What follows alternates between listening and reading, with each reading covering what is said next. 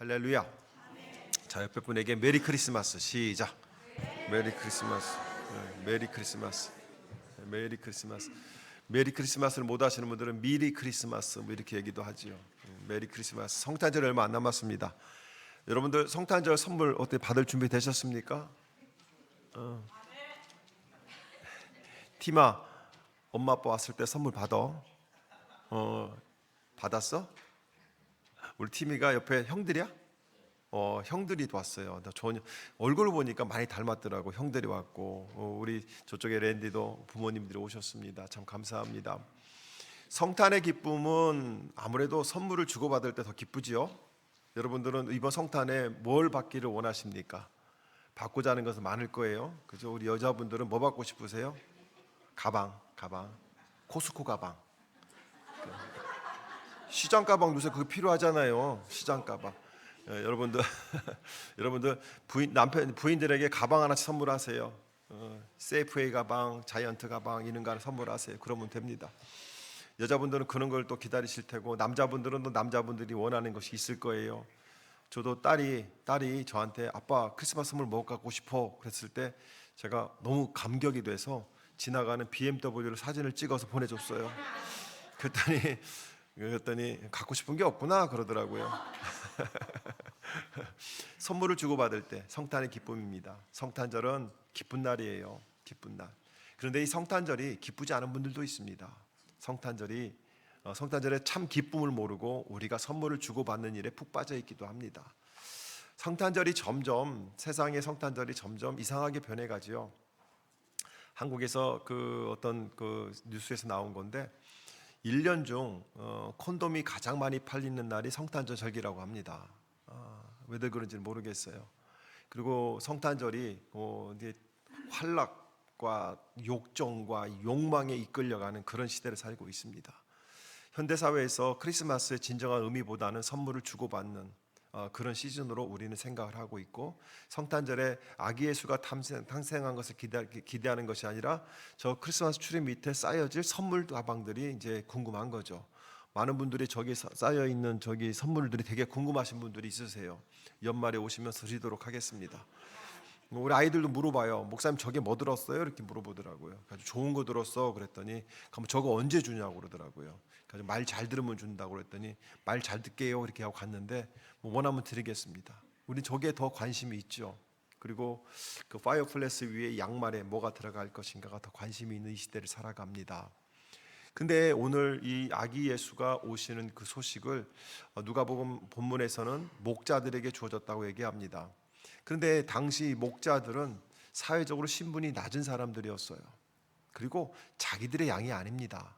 대부분은요 주급받듯이 월급을 받듯이 받으면서 양들을 지켜주는 사람들이지 자기들의 양을 지키는 사람들은 아니었다는 것이죠. 그런데 그렇게 사회적으로 소외되고 낮은 사람들에게 천사가 와서 하나님께서 아기 예수가 태어난다고 그것을 제일 먼저 알려줍니다. 우리가 계속해서 성탄절을 준비하면서 성탄절을 기다리는 사람들이라는 제목을 가지고 첫째 날 우리가 동방박사들을 한번 생각해 봤고요. 두 번째는 헤롯 대왕과 종교 지도자들을 봤고 오늘 세 번째는 목자들을 생각해 보려고 합니다. 근데 이 네 종류의 사람들이죠. 동방박사, 그다음에 헤롯 왕을 비롯한 왕족들, 다스리는 자들, 정치적으로 다스리는 자들, 종교 지도자들, 그 다음에 목자와 같은 일반 서민들 중에 사회적으로 직급이 낮은 사람들, 이 네 종류의 사람들에게 똑같이 아기 예수가 오신다는 소식이 전해졌지만 반응하는 모습은 서로 달랐습니다. 지금도 마찬가지죠. 성탄절이 이제 다가옵니다. 25일이 성탄절입니다. 성탄절에 우리가 기대하고 있는데 크리스마스라고 해서 한국에서도 크리스마스 추리가 점등이 되고 전 세계가 화려하게 변해갑니다. 그런데 그 크리스마스 추리가 점등이 됐을 때에 그것을 바라보는 사람들의 관점은 다 다르다는 겁니다. 어떤 사람들은 내가 남편에게 받을 다이아몬드의 반짝거림처럼 그것을 바라보는 사람도 있을 것이고요. 어떤 사람들은 아무 의무 없이 바라보는 사람도 있을 것이고요. 어떤 사람들은 사진 찍기 딱 좋은 장소로 바라보는 사람도 있을 겁니다. 이 네 종류의 사람들이 우리들의 모습이기도 합니다. 저는 여러분들이 이 네 종류의 사람들 중에 그 소식을 듣고 기쁨으로 아기 예수 앞에 가서 예배하는 그런 은혜가 있기를 축복합니다.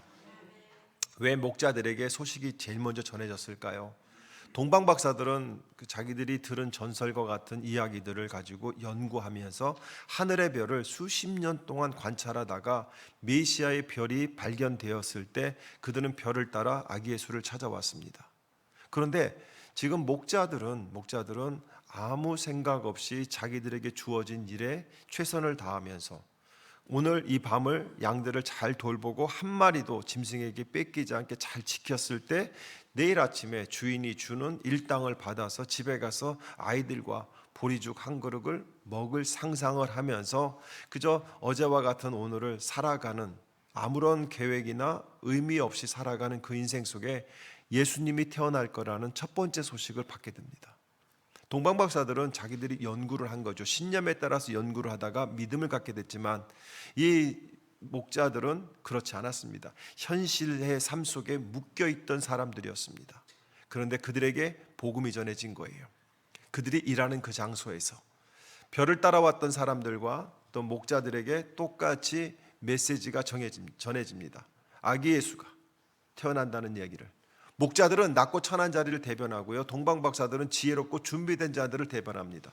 성탄의 소식은 특정한 사람만을 위한 것이 아니라 모든 계층과 상황에 있는 사람들을 위한 것이에요.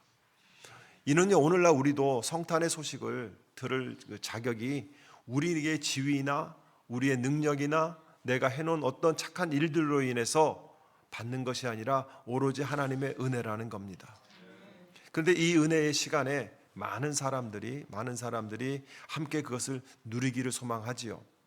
그런데 하늘을 보며 평생 메시아를 상징하는 별을 연구하던, 말씀을 연구하고 예배하며 하나님의 은혜를 간구하는 사람들도 복된 소식을 받았지만 자신의 일에 매여서 하루하루 살아가는 그 사람에게도 내일에 대한 희망도 없고 그저 어제와 같은 오늘을 살아가고 오늘과 같은 내일을 살아갈 수밖에 없는, 희망이 없는 사람들에게도 하나님의 은혜는 동일하게 주어졌다는 것이 큰 은혜이죠.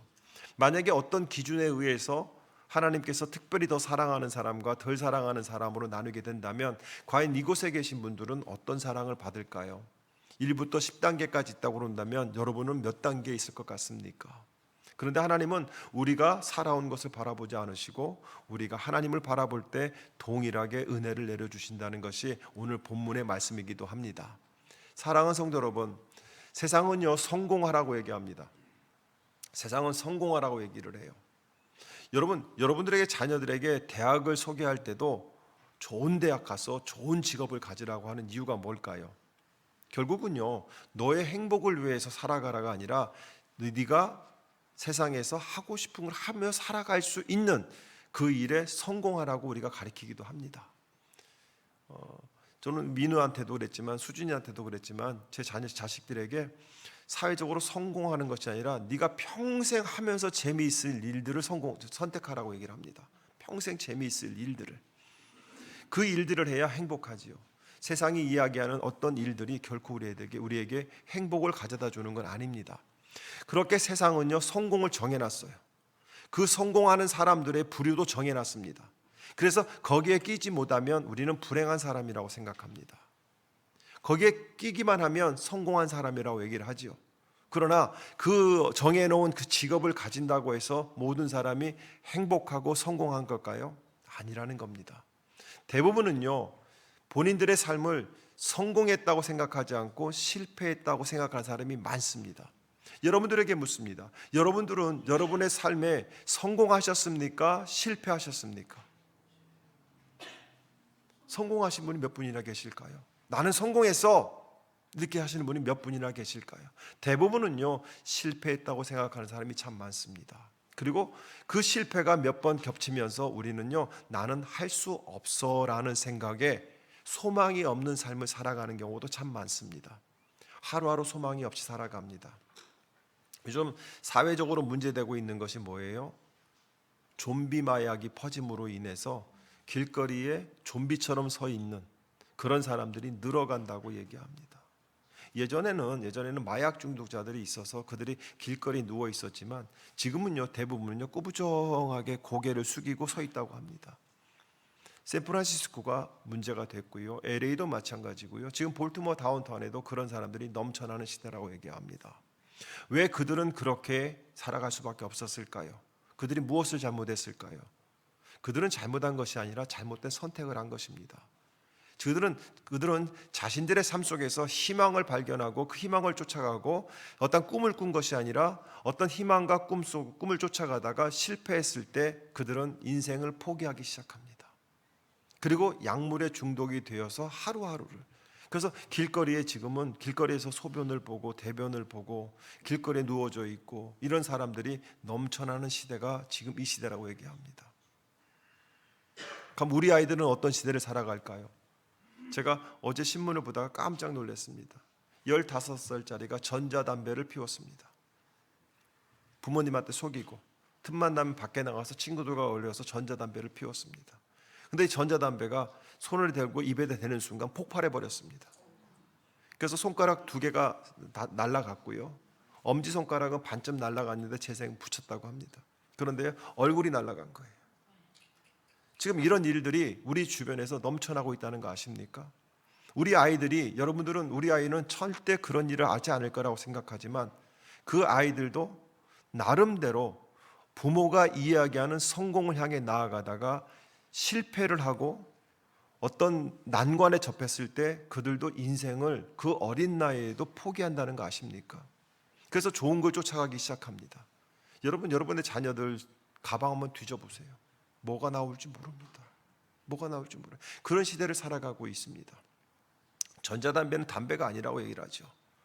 그래서 지금 주머니 넣고 가다가 폭발을 해서 허리가 나가시는 분들, 손에 들고 걸어가다가 나가서 손이 나가는 분들이 점점 늘어나고 있다고 얘기를 합니다. 그러다 보니까 많은 사람들이 무기력하게 살아갑니다. 더 이상 꿈을 쫓아가지 않습니다. 꿈을 포기합니다. 하루하루 간신히 살아갑니다. 그저 희망이 없이 오늘을 살고 희망이 없이 내일을 맞이하는 분들도 있습니다. 꿈을 가지십시오 그러면 목사님 내 인생은 끝났습니다 하는 분들도 있지요. 근데 우리가 이렇게 희망이 없는 이 시대에 아기 예수가 오셔서 그 소식을 듣고 오늘 주일날 이렇게 모여서 함께 예배 드리는 것은 하나님의 은혜라는 거 아십니까? 로마서 5장 8절에 보게 되면 그러나 우리가 아직 죄인 되었을 때에 그리스도께서 우리를 위하여 죽으셨습니다. 여러분들이 잘 살고 착하게 살고 성공했을 때 예수가 여러분들을 위해서 죽으신 것이 아니라 여러분들이 예수를 모를 그때에, 예수를 모른다고 했을 그때에 이미 예수님은 우리를 위해서 죽으셨는데 그 죽으심은 하나님이 우리를 향한 사랑의 확증이라고 얘기합니다. 실증이라고 얘기합니다. 하나님이 여러분을 사랑하세요. 여러분들이 하나님을 알든 모르든 하나님은 여러분을 사랑하고 계십니다. 여러분이 하나님을 믿지 않아도 하나님은 지금 여러분을 사랑하셨습니다. 그래서 아기 예수를 보내주시고 예수를 통하여서 우리를 죄에서 구원하셨습니다. 그걸 믿기만 하면 우리는 영생을 얻게 됩니다. 그런데 우리가 믿는 것이 너무 힘들어요. 여러분 믿는 게 쉬울 것 같습니까? 믿는 게 정말 어렵습니다. 정말 어려워요. 옆에 있는 아내도 못 믿는 세상에 어떻게 보이지 않는 하나님을 믿습니까? 여러분의 부인을 믿습니까? 안 믿는다잖아요. 안 믿잖아요. 여러분 남편을 믿습니까? 안 믿어요. 여러분의 자녀를 믿습니까? 안 믿어요. 믿을 게 따로 있지 자녀를 믿습니까? 그렇다면 여러분의 부모를 믿습니까? 안 믿습니다.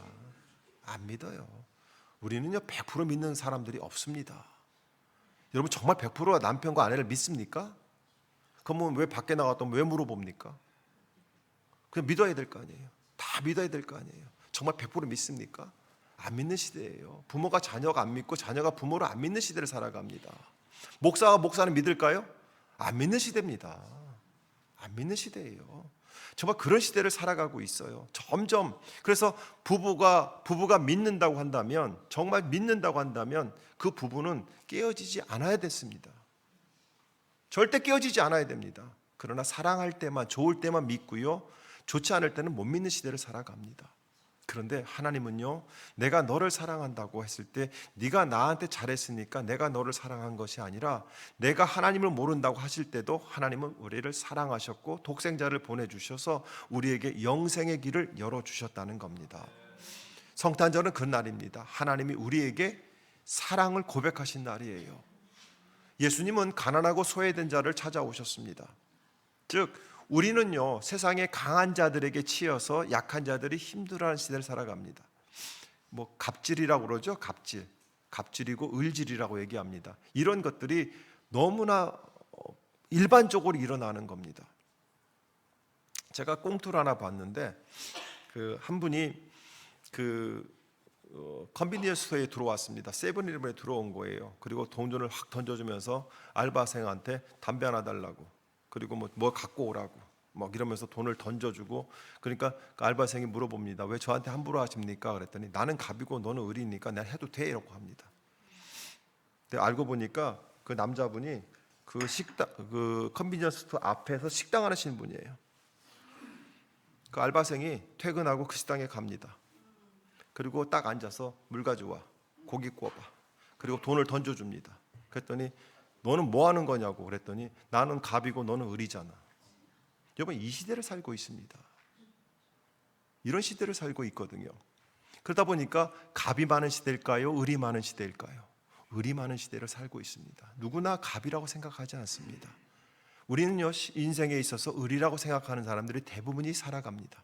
그런데 하나님은요 그분들을 찾아오신 거예요. 왜 을이라는 생각을 가지고 나는 약자라는 생각을 가질까요? 우리의 마음에 상처가 있기 때문에 그렇습니다. 내가 나를 사랑하지 못합니다. 우리는 자신을 사랑한다고 생각하지만 진정으로 자신을 사랑하지 못합니다. 그래서 외부적인 기준으로 인해서 그 마음에 상처를 입는 경우가 너무나 많은 시대를 살고 있습니다. 그러다 보니까 외부적인 기준에 의해서 거기에 맞지 않으면 우리는 실패했다고 생각을 하시죠. 하나님은 그 실패한 심령에게 찾아오셔서 너는 실패하지 않았다고 얘기합니다. 너는 실패하지 않았고 내가 너를 사랑하고 있다고 하는 것, 그것이 성탄이 주는 기쁨이라는 것이죠. 또한 하나님은 우리에게 무엇을 원하시냐면 나에게 맡겨진 일에 최선을 다하는 것을 원하십니다. 양태를 지키며 목자들은 밤새 깨어있는 사람들입니다. 그 깨어있는 사람에게 천사들이 찾아와서 좋은 소식을 전해주지요. 세상에서는요 우리가 부족하고 연약해 보여도 하나님께서는 우리를 귀하게 여기신다는 겁니다. 하나님께서는 우리에게 우리의 노력이나 자격 때문에 그것이 아니라 하나님이 사랑하셔서 우리를 구원해 주시고 찾아오셨다는 것입니다. 목자들에게 찾아와서 그들에게 이야기합니다. 아기 예수가 태어날 것이라고. 그때 목자들의 반응은 어땠을까요? 야, 우리가 이 소식을 들었으니까 한번 확인해 보자. 사실은 자기들의 양도 아닙니다. 부탁을 받은 겁니다. 위탁을 받은 거지요. 그런데 그들은요 그 말을 들었을 때, 천사의 말을 들었을 때 자기들의 일들보다 더 소중한 그 말을 확인해 보고자 합니다. 여러분 믿음은요 확인하는 겁니다. 하나님의 사랑을 확인하는 겁니다. 하나님의 말씀을 확인하는 겁니다. 그 확인할 때는요 내 것을 내려놔야 된다는 것이죠. 여러분 목자들이 몇 명이 그 얘기를 들었을까요? 많은 목자들이 들었을 겁니다. 그러나 그 얘기를 듣고 찾아간 목자들이 있을 것이고 그 자리에 머물러 있는 목자들도 분명히 있다는 겁니다. 사랑하는 성도 여러분, 많은 사람들이 예수를 믿자고 그리고 말씀을 따라 살아가자고 그랬을 때 많은 사람들이 변명을 하게 됩니다. 변명이라고 할 수도 없죠. 자기 상황이 먼저라고 생각합니다. 지금 밤인데 어떻게 가? 지금 양들을 돌보는 시간인데, 조금 있으면 짐승들이 돌아다니는 시간인데 우리가 어떻게 이 자리를 버릴 수가 있어? 그들의 이유도 타당한 이유입니다. 우리도 그렇잖아요. 우리도 하나님께서 우리에게 분명히 말씀하실 때 우리도 여러 가지 이유로 하나님을 찾지 않는 경우가 참 많이 있습니다.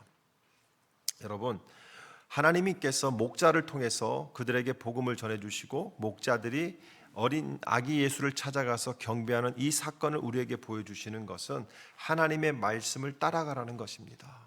그 인생이 복되다는 것이죠. 우리는요 환경과 우리의 상황 때문에 망설일 때가 너무나 많이 있습니다. 그러나 믿음은요 상황과 한계를 넘어서는 겁니다. 그들이 넘어섰을 때 하나님께서는 그들의 양을 지켜주시는 겁니다. 그들의 삶을 지켜주시는 것이죠. 믿음은요 그것입니다. 믿음은 나보다 하나님의 말씀을 먼저 생각하는 것, 그 말씀에 순종하는 것이 믿음이라는 것이죠.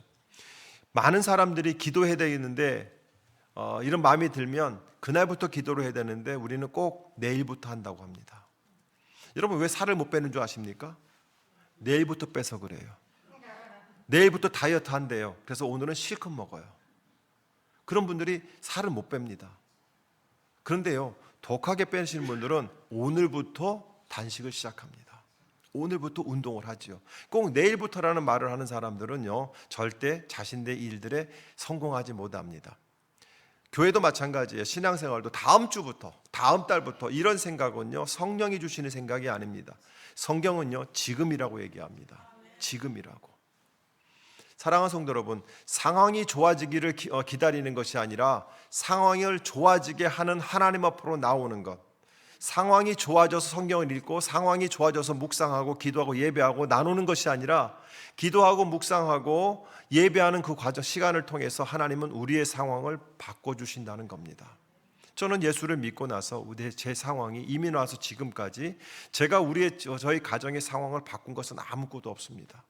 그저 주어진 일에 최선을 다해서 일을 하면서 예배에 최선을 다했을 뿐입니다. 수요 예배, 금요 예배, 토요일 새벽 예배, 주어진 일에 예배를 최선을 다했을 때 하나님은 우리의 상황을 하나씩 바꿔가 주셨고 지금 여러분을 만나고 있다는 것이죠. 여러분이 지금까지 여러분의 인생을 주관해 오셨을 겁니다. 여러분이 여러분의 상황을 바꾸셨습니까? 몇 개나 바꿨을까요? 생각한 만큼 바뀌진 않을 겁니다. 그러나 여러분들이 오늘 하나님의 말씀을 들으셨다고 한다면 오늘부터 하나님 앞에 순종하시기 바랍니다. 그러면 하나님께서 여러분의 인생을 바꿔 놓으실 겁니다. 할렐루야. 근데 그들은요, 기쁜 소식을 듣고 목자들은 듣고 머물러 있는 것이 아니라 이제 그것을 전달하는 자리로 옮겨갑니다. 아기 예수에게 와서 우리가 경배를 하고 나서 그들은요, 그 소식을 믿지 않는 자들에게 뛰어가서 복음을 전하기 시작합니다. 믿음은요, 전하는 것으로 완성이 되는 겁니다. 좋은 소식을 들었으면 가서 전해야지요. 좋은 소식을 들었으면 다른 사람에게 그 자리로 초청을 해야 되겠지요. 성탄의 기쁨은 우리끼리 선물을 주고받는 것으로 끝나면 안 됩니다. 예수님을 모르는 사람들을 찾아가서 선물하고 식사 대접하고 예수님의 탄생의 기쁨을 함께 나눌 수 있어야 됩니다. 내가 오늘 성탄절이라서 당신이 생각나서 당신에게 따뜻한 밥 한 끼 대접하고 싶어서 불렀습니다. 우리 같이 식사라도 합시다 하고 그 기쁨을 나누는 것, 그것이 오늘 여러분들에게 원하시는 하나님의 마음이 아닐까요? 우리는 기쁜 소식을 주변에 나눠야 되는 사람들이에요. 예수님께서 우리를 구원하시기 위해서 오셨다는 그 복음을 우리 가족들에게, 친구들에게, 이웃들에게 전해야 됩니다. 많은 사람들이 그래요. 주고봐야 안다고. 안 주고봐도 압니다. 많은 사람들이 그래요. 죽었는데 지옥에 없으면 어떻게? 지옥이 없으면 감사한 거죠. 근데 지옥이 분명히 있다고 얘기합니다. 세계 어느 나라 종교든지 지옥이 없는 종교가 없습니다. 불교를 믿는 분들 8천, 9천 지옥이 있습니다. 이슬람을 믿는 분들 지옥이 있습니다. 힌두교를 믿는 분들 지옥이 있습니다. 미국에 있는 토속 종교도 지옥이 있습니다. 여러분들은 지옥에 가실 수 있습니까? 여러분 가지 마시기 바랍니다. 천국에 가시기 바랍니다.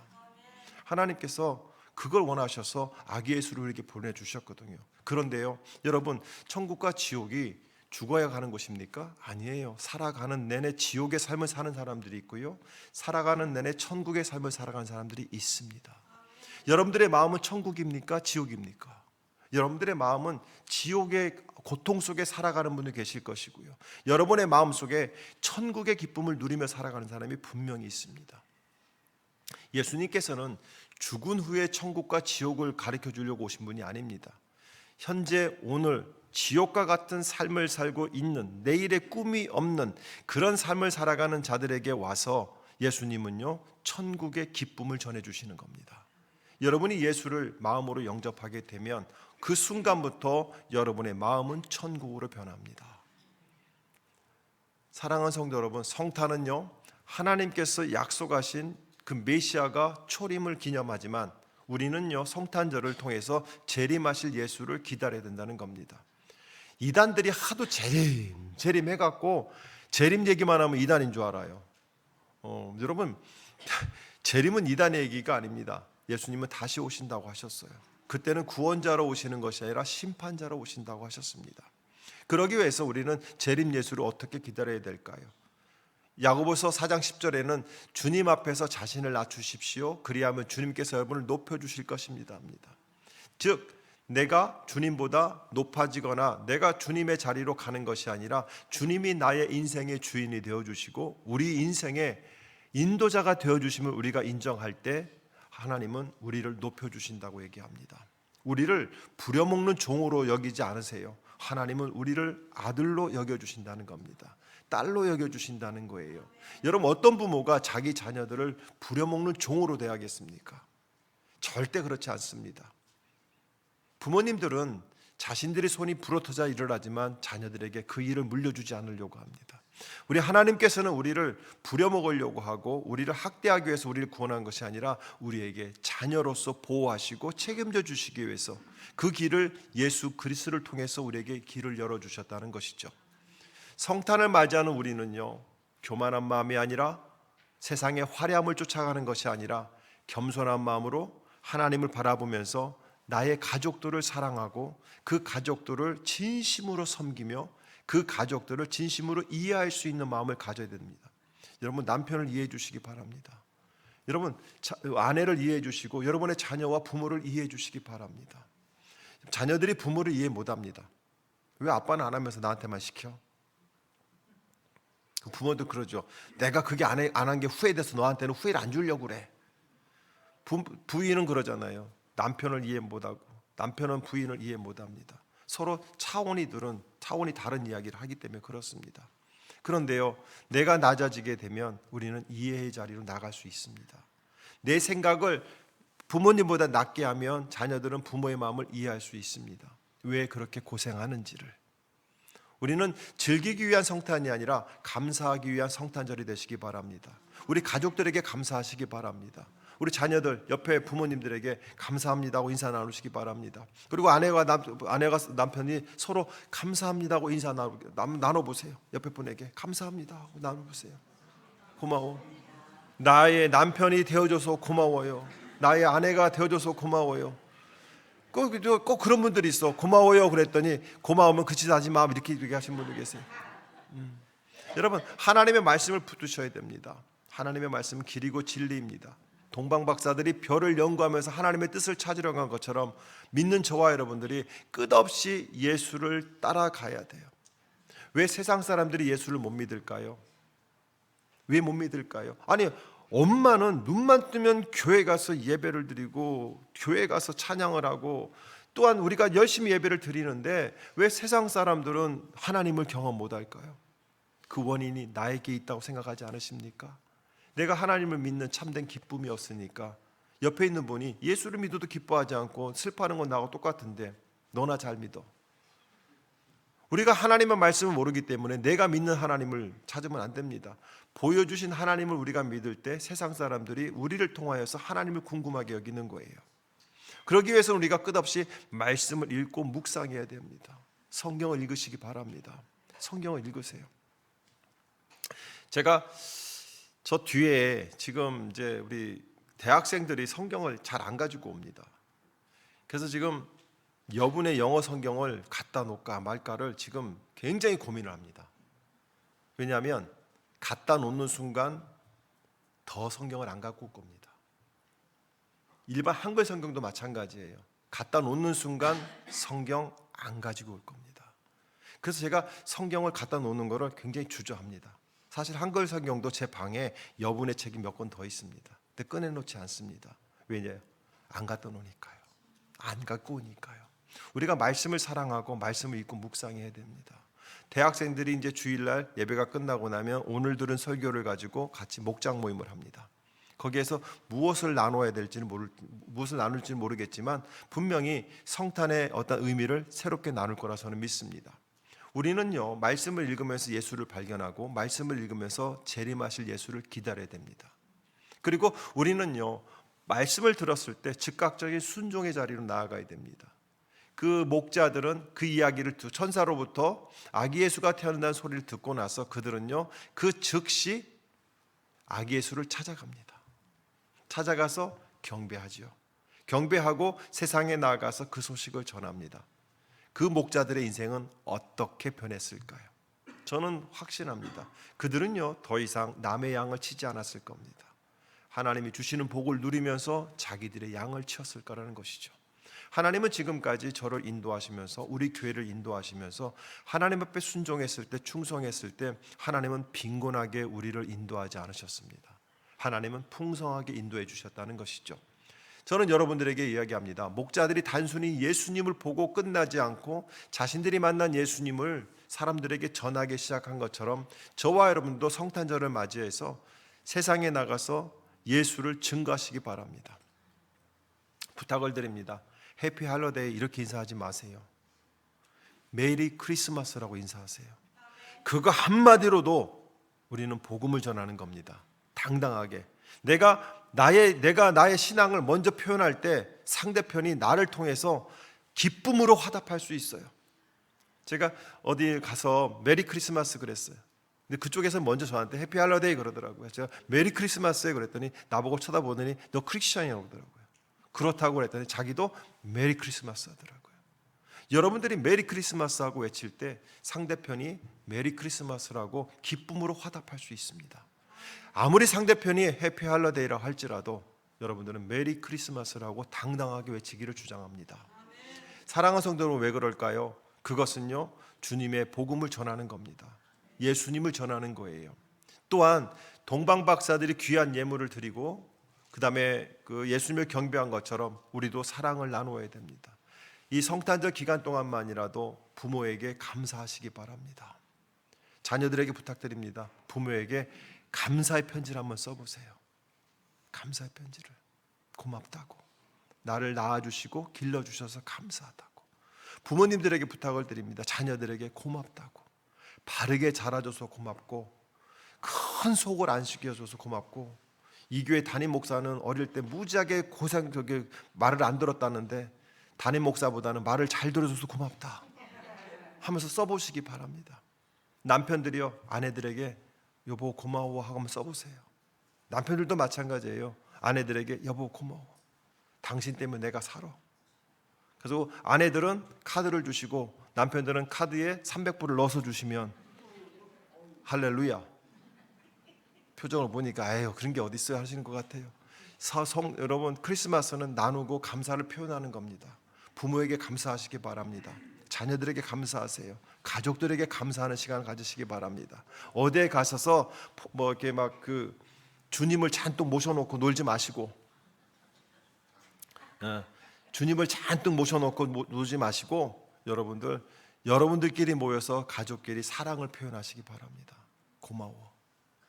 크리스마스가 우리에게 다가옵니다. 하나님이 우리에게 원하시는 게 뭘까요? 여러분에게 이 크리스마스 기간에 무엇을 원하실까요? 첫 번째는요, 하나님을 생각하기를 원하실 겁니다. 두 번째는요, 가족이 서로 감사하기를 원하실 겁니다.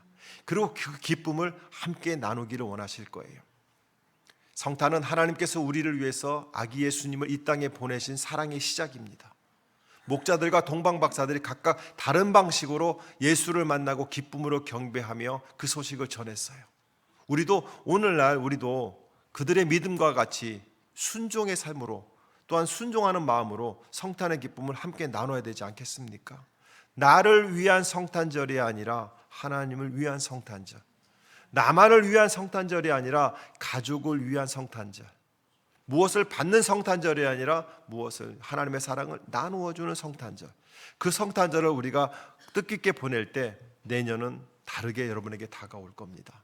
사랑하는 성도 여러분, 빌립보서 2장 5절 7절에 너희 안에 이 마음을 품으라 곧 그리스도 예수의 마음이라. 우리는 그리스도의 마음을 품어야 됩니다.